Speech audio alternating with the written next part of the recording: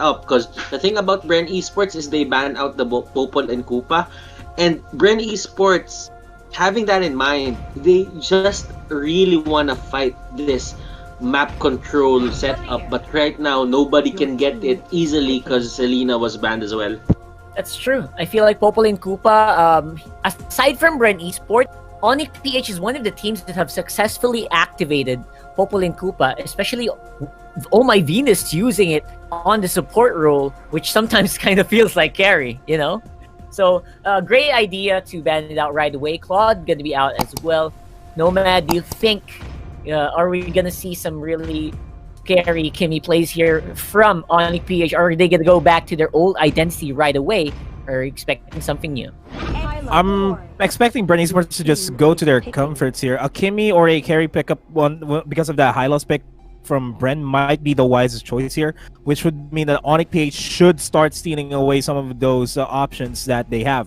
They're no longer pressured to pick up any additional tanks here for Onic PH, so they can pick up a Grok potentially or a Kufra that can really be influential if ever Kimmy or carry does get picked up. Instead, they are going to go for a Jawhead and a carry. There you go. I think that's a pretty good call. No Fuzuken means it's quite unlikely for Onic to actually pick up the Grok. So I don't think that's going to be on the docket for the ban list here for BREN Esports. But we still have a lot to think about here, considering, again, Jay is here. So Kaja might be the one that we have to look out for. For Onic PH, I'm expecting a hard tank to go their way. I wouldn't be surprised if they went for Kufra here, but right. Team is banning. The perfect setup could have been a Hylos. I don't really know why BREN Esports just went straight up for that Hylos pick as well. Because when you think about it, Valir is a direct counter to the ultimate of the Hylos. So True. you really have to weigh things up here. And what I realized is the Kimmy and the Hylos is a formidable combination. And when Kimmy has extra movement speed, the amount of damage that she can dish out to the map is really high, and the sustain is there as well. So you have to think about BREN Esports here. How will they complement this Kimmy setup? I mean, would they go for a Diggy? It's possible, because if Onic PH is planning to go for a Kufra here, then they might as well just pick a Purify ultimate for their whole team. Oh, it's a Lancelot pickup though for BREN Esports. Looks like if they can't Ling, they're gonna go Lance. That's gonna be the call here for BREN Esports. But what Butter said is absolutely true. This actually kind of feels like an RG composition. You know, this is something you would maybe see on your ranked games. Kimmy flanked by a Hylos with a strong offlane in Xborg. They're really playing it safe here, BREN Esports. No, none of those Hanzo shenanigans we saw yesterday and the first day. And they're just, I think the Kufra is a no-brainer here. They're just gonna go for it. And Yep. I mean, right now, Adigi could be the perfect pick. We don't really know. They could just go for it, or they could go for 4 Purifies on their side. But There you go. probably gonna be a lot of Purifies on the side here of BREN Esports. They are thinking about the Angela. Okay, so the thing about the Angela is they don't have a lot of burst on the side of Onic PH. So yeah. Go ahead. So you don't think it's super necessary right now, because I feel like the Kimmy's gonna be safe either way, right? Especially with Hylos on his side. Then again, it doesn't really hurt to have insurance, you know. Yeah. I think that's what they're thinking right there. Yeah. So, as Butters predicted, the pretty solid front line here coming in from Onic PH. That's a FAMS, that's a Kufra, and that is a Jawhead. Good luck getting past that. But what's going to happen here is BREN Esports going to try to see if they can brute force their way in there with an Angela-powered Kimmy and the Lancelot on the sides. This should be very, Invade sila. High invade sila. Pero... Oh! Interesting setup, yeah. And I think that if Onic PH can just maintain distance and just prevent and Hylos from diving in, I feel like this might be an Onic PH lineup because I like this lineup more. It's more safe. There's a lot going on here, especially with the Lancelot being picked up. I don't think the funnel would be very good here for BREN Esports. So I'm gonna have to give this to Onic PH. That's exactly true. I would side here with BREN Esports as well. A lot of points came from Nomad there, and they're really true. The thing about BREN Esports here is well, Onic PH. He went for Onic PH, not BREN. He went for Onic PH. Yeah. I'm gonna go for Onic PH as well. Because the thing about it is, BREN Esports, I don't really like their idea of putting a lot of pressure on Carl TZ's back. They really like to give this pressure thing to Carl Z. So I'm gonna go for the simple lineup. Let's go Onic PH, game number 1. All right. I think we'll all have to agree. Onic PH did draft pretty well here. It's more comfortable to use. They have been known to use all of these very, very well. So it's going to be an El Clasico here for Onic PH. On the other side, BREN might have a hard time here. Again, brute forcing through a pretty solid front line. We'll have to wait and see, though, if that will be the case as we head into the matchup. Ladies and gents, for the first matchup of the last day of MPL PH Season 5. Let's go to our casters and let's see if Leo and Seiya will have a different say about this.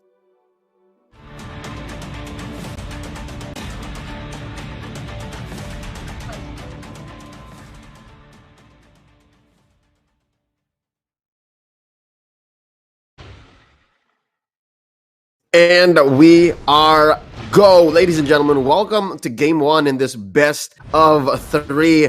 It's the lower bracket final, and Onic PH is fighting the one-time champion BREN Esports for their slot once more in the grand finals for Season 4's Redemption arc. My name is Leo, joined here by Seiya, and I just gotta ask you real quick, Seiya, do you agree with our panel? Do you also give this game 1, based on the lineup, to Onic PH? Yes, because it's a trap. Yes, I agree. Definitely that Kufra pick from Jay made it cleared. And you gave Delar his time. So this is a very, very Onic draft for me. How about you, Leo? I like that. I like that word. Very Onic. And yeah, as Onic as their lineup is, I mean, you gave them almost all the heroes that they're asking for. And you're giving them a play style that they're so used to now, especially after how they have shown us that they've grown. They have the stamina now. They have the discipline, especially after that 54-minute bout against SGD Omega in the eliminations game of yesterday's first series. So, you know what? I think we have a unanimous decision from across the board here in the English broadcast of the MPL. It's 5-0 for Onic PH. Can BREN Esports, can the Ducky-led squad prove us wrong? We'll see. Real quick, I have a story to share before this fight down bottom breaks out. Carl TZ gonna be blasting Iaknu with a little bit, but it's not gonna be enough. Actually, this lineup here, up top though, few gonna go down real quick. Dilar, again, you mentioned how he just pays the price there. Interestingly enough, he just stood. Okay. Yeah, do share the story first, though. That was surprising. Do share the story. All right, leading up to the playoffs, there was some downtime after the regular season, and nice jump by Jay, knocking Coco out.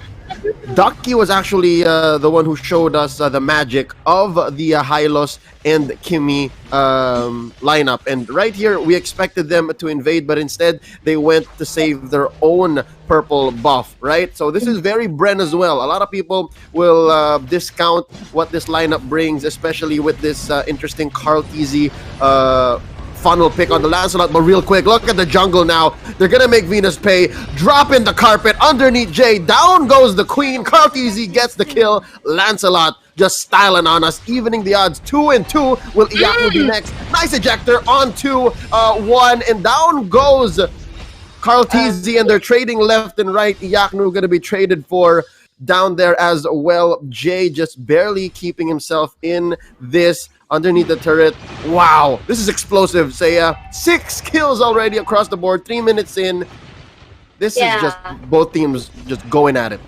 And of course, they are really in a very good position to go for that turtle take, but it will be in the hands of Wise right there on the side of Onic PH. But they will be having a pickoff for themselves. So this is what we panelists and casters have been saying, that if you give so much to Onic PH, this could really go for a potential snowball. And like you mentioned earlier, for the early phases of the game, we kind of expected an early game invade, but I think there are some precautionary measures that BREN had to consider, hence the reason why they kind of went for the usual laning route.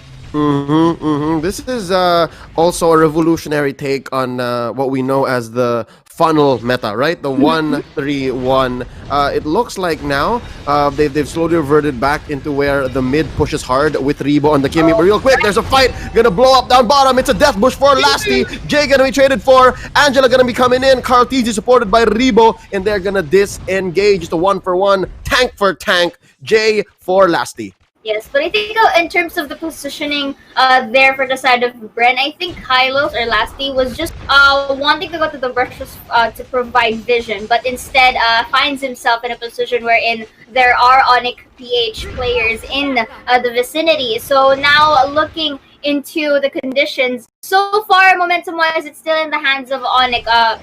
Sure, BREN esports are getting skirmishes fights and pickoffs here and there, but it's still really not, it's just good to compensate or to be in par, to say the least, into what Onic PH's advantages are. And speaking of advantages, look at that beautiful knock-up there, and Export will be using his fire pressure. The Glorious Panther will be also aided for his escape, but unfortunately the Kofra will have this takedown. No, the good doctor gets knocked out there. Bad news for Jay, he had to spend his flicker, but I think it was worth it, especially if you're going to be taking down a Kimmy. And because of that, they're leaving Iaknu free to roam and just farm up, push down bottom. Wow, but look at that. Smoke and mirrors now as the carry Wise takes down the turtle, and it looks like Coco's next in the hit list. Got that orange buff, gonna be able to kill him. Down he goes. Wise scores another, and that's 3 now for the bounty hunter wielding carry. Oh my god, 4,000 about ahead in gold. And you know what? We talked about it yesterday. In the funnel meta, gold leads across the board, like looking at the at least the mass that both teams have collected. It's not as evident, especially in the funnel meta, because it's not about what the money is, it's how you put it. But now few gonna be jumped on, gonna be able to run away. But no, Iaknu says you're done for, son. And now they're going to convert into this turret, but not if Rebo has anything to say about it. Just a sliver of health on that turret, and they're gonna have to wait. But down mid, here we go. Carl TZ gonna use a Phantom Execution, missed out on a half health carry. Wise gonna have to back out. Here's Delar and Jay gonna finish off the Lancelot, and Coco once more gonna be next on the docket, but he's gonna have to be able to survive. Keep yourself safe, son, as Iaknu pushes down bottom. Hardest working man in this game so far, as he just focuses on his lane, making sure that pressure is coming in to BREN esports side of the map. Yep, and did you see the beautiful sidestepping of the carry back there with against the ult of Lancelot? Because if ever so that it was a hit, that could have been a pickoff for the Lancelot or Carl TZ. But that was, really good reflexes coming from Wise. And we are now seeing some mispositionings here and there for the side of BREN esports, which is making them, placing themselves rather in a rather pinchy area. And speaking of pinchy area, look at that knock up for that Cooper right there, and Thomas will be having that clean up. This is not yet over. Wise really confident in trying to engage right there, but you know what? Safety measures first, and they will be, just hovering themselves up to really push the minions here on the top side, really applying pressure with the pushes.